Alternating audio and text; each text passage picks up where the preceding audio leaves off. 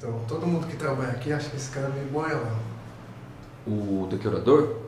É, mas eu, de vez em quando, eu vejo ele entrar com mulher. Mas você acha que ele é boiolão mesmo ou é papo furado? Não, tô achando que ele é homem, né? Que ele toda hora tem uns esquemas aí. Ele Ele é vai lá homem. pra trás do escritório e enfia o ferro nas meias mesmo. Mete Sem dó, cara. sem dó. Nem piedade. Não tem miséria com ele. O cara é homem mesmo. Pensava que ele era ao contrário, mas ele é homem.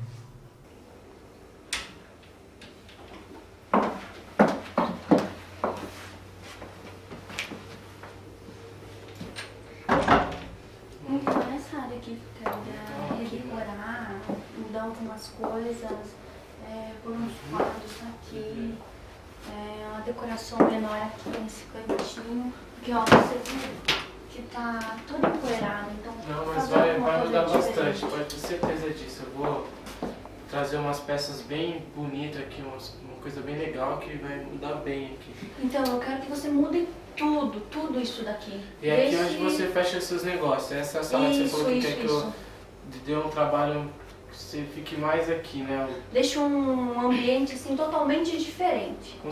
Inclusive esse quadro não tá legal, aqui tem uns quadros que estão lá na outra sala que você tava me mostrando, que tá bem melhor, que você não vai precisar gastar e vai trazer ele pra cá e já vai ficar no tom que você quer, do jeito. Então, Entendeu? eu quero que você mude totalmente, que fique assim um ambiente muito confortável, muito bom.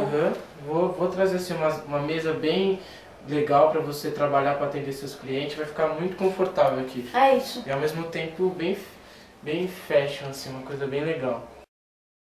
Só tô entendendo, pode ter certeza, eu vou trazer o melhor vaso pra você. É? Você é muito gostosa. Né? Então quer dizer que não tem. A gente tá aqui sozinho, mas a gente podia. O que você acha de estrear esse local aqui pra você se sentir mais confortável quando você estiver trabalhando nele aqui? Hein? Mais confortável? Você, assim, como posso dizer pra você? A gente fazer uma brincadeirinha aqui pra você. Tá entendendo o que eu tô te dizendo? O que você acha? Bom, isso é bom, né?